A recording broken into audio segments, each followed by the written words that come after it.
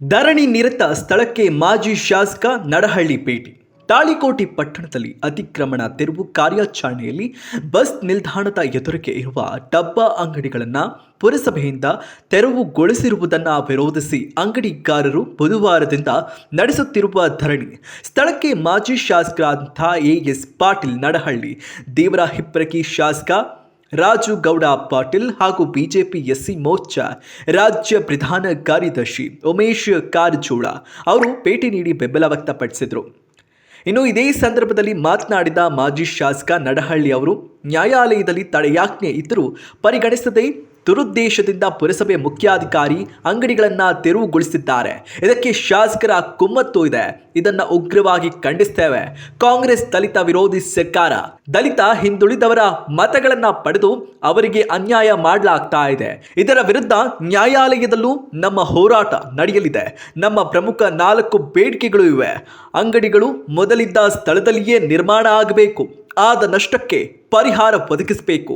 ಮುಖ್ಯ ಅಧಿಕಾರಿಯನ್ನ ಅಮಾನತುಗೊಳಿಸಬೇಕು ಹಾಗೂ ಅವರ ಮೇಲೆ ಕಾನೂನು ಕ್ರಮ ಜರುಗಿಸಬೇಕು ಎಂದರು. ಶಾಸಕ ರಾಜುಗೌಡ ಪಾಟೀಲ್ ಅವರು ಮಾತನಾಡಿ, ಈ ವಿಷಯದ ಕುರಿತು ಜಿಲ್ಲಾಧಿಕಾರಿಗಳೊಂದಿಗೆ ಮಾತನಾಡಿ ನ್ಯಾಯ ಒದಗಿಸುವ ಪ್ರಯತ್ನ ಮಾಡ್ತೇವೆ. ಆಗದಿದ್ದಲ್ಲಿ ವಿಧಾನಸಭೆಯಲ್ಲಿ ಈ ಕುರಿತು ಮಾತನಾಡ್ತೇನೆ ಎಂದರು. ಇನ್ನು ಇದೇ ಸಮಯದಲ್ಲಿ ತಾಳಿಕೋಟೆ ಪುರಸಭೆಯ ಸದಸ್ಯರಾದಂತಹ ವಾಸುದೇವ್, ಜಯಸಿಂಗ್ ಮೂಲಿಮನಿ, ಮುದುಕಪ್ಪ ಬಡಿಗೇರ್, ದಲಿತ ಮುಖಂಡರಾದಂಥ ಡಿ.ಬಿ. ಮಧೂರ್, ಬಸವರಾಜ್ ಪೂಜಾರಿ, ನ್ಯಾಯವಾದಿ ದೊಡ್ಡಮನಿ, ಜಗದೀಶ್ ಪಂಪಣ್ಣನವರ್, ಸುವರ್ಣ ಬಿರದರ್, ರಘು ಬಿಜಾಪುರ ಮತ್ತಿತರರು ಉಪಸ್ಥಿತರಿದ್ದರು. ಬೀದಿ ಬದಿ ವ್ಯಾಪಾರಸ್ಥರಿಗೆ ಸ್ವನಿಧಿ ಅಂತಕ್ಕಂಥ ಯೋಜನೆ ಜಾರಿಯಲ್ಲಿ ಎಷ್ಟು ಜನ ಇಲ್ಲಿ ಅಪ್ಲಿಕೇಶನ್ ಕೊಡ್ತಾರೆ? ದೇವಾಡ ನಗರದಲ್ಲಿ, ತಾಳಿಕೋಟೆ ನಗರದಲ್ಲಿ ಅಪ್ಲಿಕೇಶನ್ ಕೊಟ್ಟವ್ರನ್ನ ಅಪ್ಲಿಕೇಶನ್ ತಗೋಬೇಕು, ನಂಬರ್ ಕೊಡಬೇಕು, ಬೀದಿ ಬದಿ ವ್ಯಾಪಾರ ಮಾಡೋದಕ್ಕೆ ಅವಕಾಶ ಮಾಡಬೇಕು. ಬರೀ ಪರ್ಮಿಷನ್ ಕೊಡೋದು ಅಷ್ಟೇ ಅಲ್ಲ, ಅವರಿಗೆ ಫಸ್ಟು 10,000 ರೂಪಾಯಿ ಅದಾದಮೇಲೆ ಅವರು ತಗೊಂಡು ವಾಪಸ್ ತುಂಬಿದ್ರು ಅಂದರೆ ಮತ್ತೆ 20,000 ಕೊಟ್ಟು 20,000 ಕೊಟ್ಟು ವಾಪಸ್ ತುಂಬಿರೋದು ಅಂತಂದರೆ ಮತ್ತೆ 50,000 ಇದೆ. ಸೆಕ್ಯೂರಿಟಿ ಇಲ್ಲ.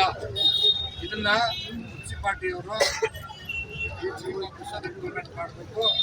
DC ಬಂದಾಗ ಇದನ್ನು ಎಲ್ಲರೂ ಕೂಡ ಗಟ್ಟಿಯಾಗಿ ಕೇಳತಕ್ಕಂಥ ಕೆಲಸ ಮಾಡಬೇಕು. ಭಾಳಷ್ಟು ಗೊತ್ತಿಲ್ಲ. ಬೀದಿ ಬದಿ ವ್ಯಾಪಾರ ಮಾಡೋದಕ್ಕೆ ಒಬ್ಬರ ಪರ್ಮಿಷನ್ ಬೇಕಾಗಿಲ್ಲ. ನಾಳೆಯಿಂದ ಇವತ್ತಿನಿಂದ ಬೀದಿನಲ್ಲಿ ವ್ಯಾಪಾರ ಮಾಡಿ. ಯಾವನು ಕೂಡ ಬಂದ್ ಮಾಡೋಕ್ಕಾಗಲ್ಲ. ಬಂದ್ ಮಾಡೋಕ್ಕೆ ಯಾರಿಗೂ ಕೂಡ ಅಧಿಕಾರ ಇಲ್ಲ. ಸುಮಾರು 60 ಲಕ್ಷ ಜನ ಬೀದಿ ಬದಿ ವ್ಯಾಪಾರಸ್ಥರು ಸ್ವಾಗತ ಕೊಟ್ಟಿದ್ದಾರೆ. ಸುಮಾರು 1 ಕೋಟಿ ಹೆಚ್ಚು ಜನ ಈ ದೇಶದಲ್ಲಿ ವ್ಯಾಪಾರಸ್ಥರು ಗಮನದಾಗಿರಲಿ. ಭಾಳಷ್ಟು ಜನರು ಚೆನ್ನಾಗಿರುತ್ತೆ. ಈಗ ನಾವು ರೋಡ್ ಮೇಲೆ ಏನೋ ವ್ಯಾಪಾರ ಮಾಡಿದ್ರೆ ಪರ್ಮಿಷನ್ ತಗೋಬೇಕು. ಬೇರೆ ಇವ್ರ ಅಪ್ಪನ ಪರ್ಮಿಷನ್ ತಗೋಬೇಕಾಗಿಲ್ಲ. ನೀವು ಅರ್ಜಿ ಕೊಟ್ಟರು ಸಾಕು, ಅವನೇ ನಿಮ್ಗೆ ದುಡ್ಡು ಕೊಡಬೇಕು. ಅದಕ್ಕೆ ಲಿಮಿಟ್ ಇಲ್ಲ. ಅದಕ್ಕೆ ಇಂತಿಷ್ಟೇ ಮಂದಿ ಕೊಡ್ಬೇಕಂತ ಏನಿಲ್ಲ, ಲಿಮಿಟ್ ಇಲ್ಲ. ನಿಮ್ಗೆ ಇನ್ನೊಂದು ಸಾರಿ ಗಮನ ಮಾಧ್ಯಮದ ಸ್ನೇಹಿತರು ಹೇಳಕ್ಕೆ ಬೈತಾರೆ. ಸರ್ಕ್ಯುಲರ್ಸ್ ಇದೆ, ಅವನ ಇಲ್ಲ ಅಂತ ಹೇಳಿ ಚೆಕ್ ಆನ್ಲೈನಲ್ಲೇ ಸಿಗ್ತದೆ. ಕಂಪ್ಲೀಟ್ ಆದ್ಮೇಲೆ ಗೈಡ್ಲೈನ್ಸ್ ಇದೆ, ತೋರ್ತೀವಿ. ವಕೀಲರು ಇದ್ದಾರೆ, ಇಲ್ಲೇ ಕೂತ್ಕೊಂಡ್ರೆ ಇಲ್ಲೇ ಕೂತ್ಕೊಂಡು ನೋಡಿದ್ರೆ ನಿಮ್ಗೆ ಸಿಗ್ತದೆ. ಅದಕ್ಕೆ ನಾನು ನಿಮ್ಮ ಜೊತೆಗೆ ಇರ್ತೇನೆ. ನನ್ನ ಆರೋಗ್ಯ ಸರಿ ಇಲ್ಲದೆ ಇದ್ದು ಕೂಡ ಬಂದಿದೆ. ಇನ್ನೊಂದು ತಿಂಗಳು ಹೊರಗಡೆ ಹೋಗುವಂಥ ಸ್ಥಿತಿ ಇರಲಿಲ್ಲ. ಆದರೆ ಇವತ್ತು ಫಸ್ಟ್ ಟೈಮ್ ಬಂದಿದ್ದೆ. ನಾನು ಜೊತೆಲಿ ಇರ್ತೇನೆ. ನಿಮ್ಮ ಜೊತೆಗೆ ನ್ಯಾಯ ಸಿಗೋದಿಲ್ಲ, ಹೋರಾಟ ಮಾಡ್ತೇವೆ. ಹೋಗೋದು ತಪ್ಪು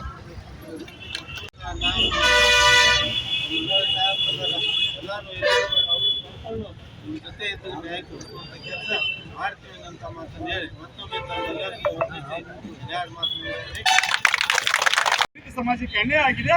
ಆ ನ್ಯಾಯ ಕೊಡಿಸ್ತಕ್ಕಂಥ ಕೆಲಸ ಮಾಡಿ ಇಲ್ಲೇ ಹೋದರೆ ಬೀದಿಗಿಳಿದು ಇವತ್ತೇ ಕೆಲವು ನಮ್ಮ ಹೋರಾಟದಲ್ಲಿ ಅನೇಕ ವಿಚಾರಗಳಿದಾವ. ಆ ಹೋರಾಟಗಳನ್ನು ಇಟ್ಟುಕೊಂಡು ಎಲ್ಲಿವರೆಗೆ ನ್ಯಾಯ ಸಿಗುವುದಿಲ್ಲ ಅಲ್ಲಿವರೆಗೆ ಸಂಬಂಧಪಟ್ಟಂತ ಶಾಸಕರ ಮನೆಗೆ ಎಲ್ಲರೂ ಕೈಯ ಕಸ್ಬರಿಗೆ ಹಿಡ್ಕೊಂಡು ಆ ಮುದುಕಿ ಹೇಳ್ತಾರಲ್ಲ, ಅವ್ನು ನಡ್ಬರ್ಕ್ ಯಾವಾಗ ಒಂದು ಇದ್ರಾಗ ಒಂದು ವಿಚಾರದಾಗ ಅದೇನೋ ಕಾಲಲ್ಲಿ ಅನ್ಬಾರ್ದು. ನಾನು ಈ ವೇದಿಕೆ ಮುಖಾಂತರ ಹೇಳ್ತೀನಿ. ಆ ವಿಚಾರ ಯಾರಿಗೆ ಅಂತಂದ್ರೆ ಚೀಫ್ ಆಫೀಸರ್ ಹೇಳ್ತೀನಿ. ಏನಂತ ಕಾಲಲ್ಲಿ ಇರತಕ್ಕಂಥವು ಏನಲ್ಲವಲ್ಲ, ಕೈಯಲ್ಲಿ ಬರ್ತಾವಂತಕ್ಕಂಥದ್ದನ್ನ ಬಹಳ ಸ್ಪಷ್ಟವಾಗಿ ಹೇಳ್ತೀನಿ ಈ ಸಂದರ್ಭದಲ್ಲಿ ಯಾಕೆ ನೋವಾಗುತ್ತೆ. ಇವತ್ತು ಡಬ್ಬ ಅಂಗಡಿಗಳು ಕಿತ್ತಿದ್ರಿ, ದಲಿತರ ಪಾಲು ಏನಾಗುತ್ತೆ ಇವತ್ತು? ಹೆಚ್ಚು ಕಡಿಮೆ ಧರಣಿ ಕೂತಾಗ ಅವ್ರಿಗೆ ಏನಕ್ಕೆ ಕೇಂದ್ರ ಅನಾಹುತ ಆದ್ರೆ ಒಂದು ಶಾಸಕರ ಹೊಣೆಗಾರು ಬಿಟ್ಟರೆ ಚೀಫ್ ಆಫೀಸರ್ ಹೊಣೆಗಾರ ಅಂತಕ್ಕಂಥದ್ದನ್ನು ಕೂಡ ಈ ಸಂದರ್ಭದಲ್ಲಿ ಹೇಳಿ ನನಗೆ ಇಲ್ಲಿವರೆಗೆ ಮಾತಾಡಲಿಕ್ಕೆ ಅವಕಾಶ ಮಾಡಿಕೊಟ್ಟು ತಮ್ಮೆಲ್ಲರಿಗೂ ಅನಿಸ್ತೀನಿ. ನನ್ನ ಎರಡು ಮಾತನ್ನ ಮುಗಿಸಿ ಜೈ ಹಿಂದ್. ಪೊಲೀಸ್ ಇಲಾಖೆಯನ್ನು ಬಳಸಿಕೊಂಡು ಎಲ್ಲ ನನ್ನ ಸಮುದಾಯದ ಮೇಲೆ ದಬ್ಬಾಳಿಕೆ ಮಾಡುವಂತ ವ್ಯವಸ್ಥೆ ಮಾಡಬೇಡಿ. ಇದು ಒಂದು ರೀತಿ ದಲಿತರ ಮೇಲೆ ಆಗ್ತಕ್ಕಂಥ ದೌರ್ಜನ್ಯ. ಇದು ಸ್ಪಷ್ಟವಾಗಿ ಅಟ್ರಾಸಿಟಿ ಕಾಯ್ದೆಯಲ್ಲಿ ಹೇಳ್ತದೆ, ಯಾವುದೇ ದಲಿತರ ಒಂದು ಅಂಗಡಿಗಳಾಗ್ಲಿ ಅಥವಾ ವಾಸ ಮಾಡ್ತಕ್ಕಂಥ ಏನೇ ಡಬ್ಬ ಅಂಗಡಿಗಳಾಗಲಿ ಮನೆಗಳಾಗಲಿ ಅವು ಕಿತ್ವತ್ತಾಗಿತ್ತಂದ್ರೆ ಕಾನೂನಿನ ಪ್ರಕಾರ 15 ದಿವಸ ಒಳಗೆ ಮುಂಚಿತವಾಗಿ ನೋಟಿಸ್ ಕೊಡ್ಬೇಕು. ಕಾನೂನು ಪ್ರಕಾರ 15 ದಿವಸ ಒಳಗೆ ಮುಂಚಿತವಾಗಿ ನೋಟಿಸ್ ಕೊಡ್ಬೇಕು. ಆ ನೋಟಿಸ್ಗೆ ಏನ್ ರಿಪ್ಲೈ ಕೊಡ್ತಾರೆ ನೋಡ್ಕೊಂಡು ಅದಕ್ಕೆ ಸಾಧಕ ಬಾಧಕ ವಿಚಾರ ಮಾಡ್ಕೊಂಡು ಅಂಗಡಿ ಕಿತ್ಬೇಕು ಬಿಡ್ಬೇಕು ಅನ್ನೋದು ಇದಕ್ಕೆ ಸಂಬಂಧಪಟ್ಟಂತ ಸರ್ಕಾರ ಅಂದ್ರೆ ಏನು? ಇಲ್ಲಿ ತಾಳಿಕೋಟೆಯಲ್ಲಿರ್ತಕ್ಕಂಥ 23 ಮೆಂಬರ್ಗಳು, ವಾರ್ಡಿನ ಮೆಂಬರ್ಗಳು ಸಾಹೇಬ್ರಂದಾಗ ಇನ್ನುವರೆಗೆ ಒಬ್ಬರು ಅದ್ರ ಬಗ್ಗೆ ಟರೋ ಪಾಸ್ ಮಾಡಿಲ್ಲ. ಸರ್ಕಾರ ಅಂತ ಟರೋ ಪಾಸ್ ಆಗ್ಬೇಕು. ನಿಮಗೆ ಏನಾದ್ರು ಮುಖ್ಯವಾದ ತಾಳಿಕೋಟೆ ಡಬ್ಬದ ಅಂಗಡಿ ಕಿತ್ಕೊಂಡು ನೀವೇನು ಟರೋ ಪಾಸ್ ಮಾಡಿರಿ? ಟರೋ ಪಾಸ್ ಮಾಡ್ರಿ. ಯಾವ್ದಾದ್ರು 23 ಮೆಂಬರ್ಗಳಿಗೆ ಏನೋ ಗಮನ ತಂದಿರಿ ನೀವು? 23 ಮೆಂಬರ್ಗಳು ರೀಪ್ರೆಸೆಂಟ್ ಆಗೋದು ಯಾರ ಉದ್ದೇಶಕ್ಕಾಗಿ? ನಿಮ್ಮ ಧ್ವನಿಯಾಗಿ.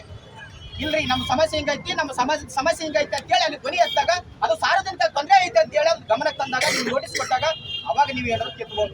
ಆದ್ರೂ ಕೂಡ ಇಲ್ರಿ ಸಾಹೇಬ್ರ ನೀವು ಕಿತ್ ಮಾಡ್ರಿ, ನಮ್ಮ ಅಂಗಡಿಗಳನ್ನ ನಾವು ಕಿತ್ಕೊಂತೀವಿ, ನಮ್ಗೆ ಅವಕಾಶ ಕೊಡ್ರಿ ಅಂತಂದ್ರೆ ಕೇಳಕ್ಕಿಲ್ಲ. ಕೊಟ್ಟಕ ಚೀಫ್ ಆಫೀಸರ್ ಅವರು ಅಂತ ಕೊಟ್ಟಕ ಚೀಫ್ ಆಫೀಸರ್ ಇಲ್ಲಿ ಇರಬಾರ್ದು. ಇಲ್ಲಿ ಇರಬಾರ್ದು. ಮುದ್ದೆ ತಾಳಿಕೋಟೆ ಚೀಫ್ ಆಫೀಸರ್ ಆಗಿರಕ್ಕೆ ಅವ್ರು ಯೋಗ್ಯ ಅಲ್ಲ. ಅಂತ ಅಯೋಗ್ಯ ನನ್ನ ಇವತ್ತು ನಾವು ಕೊನೆವರೆಗೂ ಕೂಡ ನಾವು ಏನು ಶಾಸಕರು ಹೇಳಿದ್ರು ಅವರು DC ಆಫೀಸಿಗೆ ನಾವು ಹೋಗುದಿಲ್ಲ, DC ಇಲ್ಲಿ ಬರ್ಬೇಕು, ಇಲ್ಲಿ ಬರ್ಬೇಕು. ನಾವು ಕೊಟ್ಟಂತ ನೀವು ಸೇವಕರು, ನೀವು ನಮ್ಮ ಏನಕ್ಕೆ ಕೊಟ್ಟಂತ ತೆರಿಗೆಯಿಂದ ನಾವು ಕೊಟ್ಟಂತ ಆದಾಯದಿಂದ ನಾವು ಕೊಟ್ಟಂತ ತೆರಿಗೆಯಿಂದ ನೀವು ನೌಕರಿ ಮಾಡ್ತಕ್ಕಂಥ ಇವತ್ತು ಯಾರು ಪೊಲೀಸ್ ಇಲಾಖೆ ಆಗಿರ್ಬೋದು, ಚೀಫ್ ಆಫೀಸರ್ ಆಗ್ಬೋದು, DC ನೀವು ಇಲ್ಲಿ ಬರ್ಬೇಕು. ನಮ್ಮ ಸಮಸ್ಯೆಗಳನ್ನ ಆಲಿಸ್ಬೇಕು. ನಮ್ಮ ಜಾಗ ಬಂದಿದ್ದೆವು, ನಿಮ್ಮ ಆಫೀಸಿಗೆ ಬರಂಗಿಲ್ಲ ನಾವು. ಈ ನನ್ನ ಸಮಾಜ ನೊಂದದ, ಸಾವಿರಾರು ವರ್ಷಗಳಿಂದ ನೊಂದದ. ಅವರು ತೊಂದರು ನಮ್ಮ ಬದುಕನ್ನು ಪುಟ್ಟುಪಾತ್ನ ಕಟ್ಕೊಳ್ತಾರೆ. ಆ ಪುಟ್ಟುಪಾತ್ನಾಗ ಬದುಕನ್ನು ಕಟ್ಕೊಳ್ಳುವಂತ ಸ್ಥಿತಿ ಒಳಗೆ ನೀವು ದಬ್ಬಾಳಿಕೆ ಮಾಡ್ತಾರಲ್ಲ ಶಾಸಕರಿಗೆ, ನಿಮ್ಮ ನಾಚಿಕೆ ಬರ್ತಕ್ಕಂಥದ್ದು ಏನ್ರಿ ಇದು? ನಿಮ್ಮ ನಾಚಿಕೆ ಬರ್ತಕ್ಕಂಥದ್ದು ಕಿತ್ತರೆ ನೋಡ್ರಿ. ನಿಮಗೆ ತಾಕತ್ತಿದ್ರೆ ಶಾಸಕರೇ, ನಿಮ್ಮ ಶಾಸಕರೇ ತಾಕತ್ತಿದ್ರೆ ಮುದ್ದೆ ಬಾಳದಿಂದ ಜಾಮನ್ ಗುಡಿ ದೊಡ್ಡ ದೊಡ್ಡ ಬಿಡಿಂಗ್ ಅದ ಕೋಟೆ ಕಿತ್ತರೆ ನಿಮ್ಗೆ ತಾಕತ್ತಿದ್ರೆ ನೋಡ್ರಿ. ಕಿತ್ತರೆ ಮುದ್ದೆ ಬಾಳದಾಗ ಸ್ವತಂತ್ರ ಸಿಕ್ಕಿದ್ರೆ ಮುದ್ದೆ ಬಾಳದ ಜಾಮನ್ ಗುಡಿ ಬಲ್ಲಿ ಇನ್ನೂವರೆಗೆ ಯಾವ ಬಿಡಿಗಳು ಕಿತ್ತಿಲ್ಲ. ಕಿತ್ತರೆ ನೋಡ್ರಿ ನಿಮ್ಗೆ ತಾಕತ್ತಿದ್ರೆ. ದಿನಗೂಲಿ ಮಾಡ್ಕೊಳ್ತಕ್ಕಂಥ ಡಬ್ಬ ಅಂಗಡಿಗಳು ಇರ್ತಕ್ಕಂಥ ಏನೇ ದಲಿತರ ಮೇಲೆ ಯಾಕೆ ನೀವು ಡಬ್ಬ ಅಂಗಡಿ ಬಿಡ್ತೀರಿ? ಕಾನೂನು ಎಲ್ಲರಿಗೂ ಒಂದೇ, ಕೋಟಾಧೀಶನು ಒಂದೇ, ಇವತ್ತು ಭಿಕ್ಷೆ ಬಿಡೋವನಿಗೂ ಒಂದೇ ಕಾನೂನು. ಆದ್ರೆ ಯಾಕೆ ನೀವು ದಲಿತರ ಮೇಲೆ ನೀವು ದಬ್ಬಾಳಿಕೆ ಮಾಡ್ತಾ ಇದ್ದೀರಿ? ಯಾಕೆ ಅವ್ರ ಹೊಟ್ಟೆ ಮೇಲೆ ಬಿಡ್ತಾ ಇದ್ದೀರಿ? ಅಟ್ರಾಸಿಟಿ ಕಾಯ್ದೆಗಳಲ್ಲಿ ಸ್ಪಷ್ಟ ಐತಿ. ಯಾವುದೇ ದಲಿತರ ಮನೆಗಳಾಗಲಿ ಅಂಗಡಿಗಳಾಗಲಿ ಇವತ್ತು ಅವ್ರದ್ದಿರ್ತಕ್ಕಂಥ ಸೂರುಗಳಲ್ಲಿ ಕಿತ್ಬೇಕಾದ್ರೆ ಸರ್ಕಾರ ಅದಕ್ಕೆ ಪರ್ಯಾಯ ವ್ಯವಸ್ಥೆಯನ್ನು ಮಾಡಬೇಕು. ಪರ್ಯಾಯ ವ್ಯವಸ್ಥೆಯನ್ನು ಮಾಡದೆ ಇವತ್ತು ಡಬ್ಬ ಅಂಗಡಿಗಳು ಕಿತ್ತಿರಂತ ಅವ್ರ ಹೊಟ್ಟೆ ಮೇಲೆ ಇರ್ತಕ್ಕಂಥ ಕೆಲಸ ನೀವು ಮಾಡ್ತಿರಲ್ಲ. ಚೀಫ್ ಆಫೀಸರ್ ಮೊದಲು ಅರ್ಥ ಮಾಡ್ಕೊಡಿ, ಕಾನೂನನ್ನ ತಿಳ್ಕೊರಿ ನೀವು. ಇವತ್ತು ಸ್ಪಷ್ಟವಾಗಿ ಚೀಫ್ ಆಫೀಸರ್ ನಮ್ಮ ರಾಘವೇಂದ್ರ ಹೇಳಿದ್ರು, ಇಲ್ಲ ಅಣ್ಣ ಹೈಕೋರ್ಟ್ ಇಂದ ಸ್ಟೇ ಆಗಿತ್ತು ನಾವು ಬಂದು ಹೇಳಿದ್ರು ಕೂಡ. ಇವತ್ತು ಕಾನೂನು ಎಷ್ಟು ಸುಪ್ರೀಂ ಕೋರ್ಟ್ ಆದೇಶಗಳು ಗೊತ್ತ ಏನಾದ್ರಲ್ಲ. ಇವತ್ತು ಕೇವಲ ಆರ್ಡರ್, ಕೋರ್ಟ್ ಆರ್ಡರ್ ಅಲ್ಲಿ ಏನೇ ಇರಲಿ ಬಂದು ನೀನು ಮುಟ್ಟಬೇಕು ಅನ್ನೋದು ಅವಕಾಶ ಇಲ್ಲ. ಚೀಫ್ ಆಫೀಸರ್ ತಿಳ್ಕೊ ಮೊದಲು ನೀನು ಕಾನೂನು, ಶಾಸಕರು ತಿಳ್ಕೊರಿ ಕಾನೂನು. ನೀನು ಬಂದು ನಿನ್ನ ಕೈಯಾಗ ಕೋರ್ಟ್ ಆರ್ಡರ್ ಬರ್ಬೇಕು ಅವಶ್ಯ ಇಲ್ಲ. ಇವತ್ತೆಲ್ಲ ಸಾಮಾಜಿಕ ಜಾಲತಾಣ, ಇವತ್ತು ಫೇಸ್ಬುಕ್ ಅಲ್ಲಿ ವಾಟ್ಸ್ಆಪ್ ಅಲ್ಲಿ ಬಂದು ನಿಮ್ಗೆ ಹಾಕಿದ್ರು ಕೂಡ ಇವತ್ತು ಅದು ಆರ್ಡರ್ ನೀನು ಮುಟ್ಟಿದಂಗ ಕೈಯಾಗ ಹಿಡ್ಕೊಂಡು ಹೇಳ್ತಾರೆ ಅವರು, ಸರ್ ನಮಗೆ ಕೋರ್ಟ್ ನಿಂದ ಸ್ಟೇ ಆಗಿದೆ, ದಯವಿಟ್ಟು ಕಿತ್ ಬರ್ರಿ, ಕೈ ಮುಟ್ಟಿ ಕಾಲು ಗುತ್ತ ಎಲ್ಲ ತಾಯಂದ್ರೆ ಹೇಳ್ತಾರೆ. ಆದ್ರೂ ಕೂಡ ನೀವು ಅಲ್ಲಿ ಹೋಗಿ ಬೇರೆ ವ್ಯಕ್ತಿಯ ಜೊತೆಗೆ ನೀವು ಹೋರಾಡ್ಕೊಂಡು ಮಾತಾಡ್ಕೊಂಡು ಹೋಗಿ ಸ್ವಿಚ್ ಆಫ್ ಮಾಡಿ ಬಂದು ಕೆಲಸ ಮಾಡ್ತಿರ್ತಂದ್ರ ನೀವು ಈ ಜನರ ಬಡವರ ಪರವಾಗಿದ್ದೀರೋ ಅಥವಾ ಏನೋ ಈ ನಿಮ್ಮಂದಿರ್ತಕ್ಕಂಥ ಏನು ಗುಂಡಾಗಳ ಪರವಾಗಿದ್ದೀರೋ ನೀವು ಆಗ್ತಾ ಇದ್ದೀರೋ. ಇಂಥ ವ್ಯವಸ್ಥೆಯನ್ನ ಈ ಶಾಸಕರನ್ನ ನಾವು ಸ್ಪಷ್ಟವಾಗಿ ತರಕ್ಕೆ ತೆಗೆದುಕೊಂಡು, ಯಾಕಂತಂದ್ರೆ ಈ ತಾಲೂಕಿನ ಬ್ಯಾಸ್ ಶಾಸಕರು ಹೇಳಿದ್ರು, ಇನ್ನಾಗ ದೇವರಪುರಿ ಮತಕ್ಷೇತ್ರ ಶಾಸಕರು ಹೇಳಿದ್ರು, ಇವತ್ತು ನಾವು ಅವರು ನಮ್ಮ ಪರವಾಗಿ ಕೊನೆಯಾಗಿರ್ಬೇಕು, ಅವ್ರು ಮಾತಾಡ್ಬೇಕು. ನಿಮ್ಮ ಪರವಾಗಿ ಅವರು DC ಇಲ್ಲಿ ಕರ್ಕೊಂಡ್ಬರ್ಬೇಕಾಗಿತ್ತು, ಆದ್ರೂ ಬಂದಿಲ್ಲ, ಏನೋ ಕೆಲಸ ಮಾತಾಡಿದ್ರು ಅವರು. ಇವತ್ತು ಅದಕ್ಕಾಗಿ DC ನಾವು ಇನ್ನಾಗ ಏನು ಮಾಜಿ ಶಾಸಕರು ಹೇಳಿದ್ರಲ್ಲ, ಆ 4 ಬೇಡಿಕೆಗಳನ್ನು ನೀಡುವವರೆಗೂ ನೀವು ಸ್ಥಳ ಬಿಟ್ಟು ಯಾರು ಹೋಗ್ಬಾರ್ದು. ಇಲ್ಲೇ ನಮ್ಮ ಪ್ರಾಣ ಹೋಗಲ್ಲ. ಈ ನನ್ನ ಸಮುದಾಯದ ಪರವಾಗಿ ಅವ್ರ ಬೇಡಿಕೆ ಏನು ಹೇಳಿಲ್ಲ, ಅವ್ರ ಬೇಡಿಕೆಯನ್ನ ನಿಮ್ಮ ಪ್ರಾಣ ಹೋದ್ರು ಕೂಡ ನಿಮ್ಮ ಜೊತೆ ನಾನೊಬ್ಬ ದಲಿತ ಸಮಾಜದವನೇ, ನಾನೇ ಇಲ್ಲ ಪಕ್ಕದಲ್ಲಿ ಪಿರಾಪುರದವನೇ, ನಾನೇ ಇಲ್ಲೇ ಅದೇ ಕೇಸಿನಿಂದ ನಮ್ಮನ್ನು ಮಣ್ಣು ಮಾಡೋದಕ್ಕೆ ಅದಕ್ಕೆ ನಾವು ಸಿದ್ಧರಾಗಿದ್ದೀವಿ. ನಾವೆಲ್ಲರೂ ತಯಾರಾಗಿರೋಣ. ಅದಕ್ಕಾಗಿ ಸ್ಪಷ್ಟವಾಗಿ ಕಾನೂನನ್ನು ಅರ್ಥ ಮಾಡ್ಕೊಳ್ಳಿ.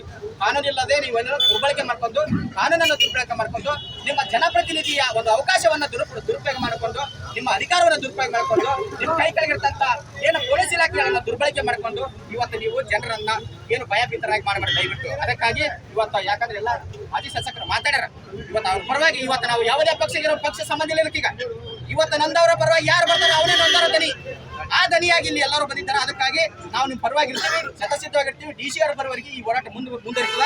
ಇವತ್ತು ನಮ್ಮ ಬೇಡಿಕೆ ಯಥಾಸ್ಥಿತಿಯಾಗಿರ್ಬೇಕು. ಒಂದು ಮಾತು ಭಾರಿ ಶಿಕ್ಷಣ ಇಲ್ಲ ಮಾಜಿ ಶಾಸಕರು ಯಥಾಸ್ಥಿತಿ ಅಂತೇಳಿ. ನೀವು ಯಾವ ಯಥಾಸ್ಥಿತಿ ಅದಾವಲ್ಲ, ಕೋರ್ಟ್ ಏನು ಆದೇಶ ಕೊಟ್ಟಿರಲ್ಲ ಆ ಯಥಾಸ್ಥಿತಿಗಳಿಗಿಲ್ಲ. ಈ ಸತಿ ಏನು ನಿಮಗೆ ಕೆಡಿವರಲ್ಲ, ಇದೇ ಯಥಾಸ್ಥಿತಿ ಇರಲಿ. ಡಿ ಸಿ ಅವ್ರಿಗೆ ಬರಲಿ, ನೋಡ್ಲಿ ಅವರು. ನೀವು ನಮ್ಮ ಸೇವಕರು ಏನು ದಬ್ಬಾಳಿಕೆ ಮಾಡೋದು ಗೊತ್ತಾಗಬೇಕು. ಅದಕ್ಕಾಗಿ ದಯವಿಟ್ಟು ಎಲ್ಲರೂ ಒಗ್ಗಟ್ಟಾಗೋಣ, ನಾವೆಲ್ಲರೂ ಒಂದಾಗೋಣ. ಅಂದ್ರೆ ಮಾತ್ರ ನಾವು ಹೋರಾಟಕ್ಕೆ ಜಯಿಸ್ಬೇಕು. ಸಾಧ್ಯ. ಬಾಬಾ ಸಾಹೇಬ್ ಅಂಬೇಡ್ಕರ್ ಅಂತಾರ, ನಾವೆಲ್ಲರೂ ಒಗ್ಗಟ್ಟಾದಾಗ ಮಾತ್ರ ದಿಕ್ಕನ್ನು ಬದಲಿಸಬಹುದಂತ. ಈಗ ದಿಕ್ಕು ಬದಲಿಸ್ಕತ್ತೀರಿ, ಅದಕ್ಕಾಗಿ ನಾವೆಲ್ಲರೂ ಒಗ್ಗಟ್ಟಾಗೋಣ, ಹೋರಾಟ ಮಾಡೋಣ. ನಿಮಗೆಲ್ಲರಿಗೂ ಕೂಡ ನಾವು ಧ್ವನಿಯಾಗಿರ್ತೀವಿ ಅಂತ ಹೇಳಿ 12 ಮಾತು ಕೊಡ್ತೇನೆ. ನಮಸ್ಕಾರ.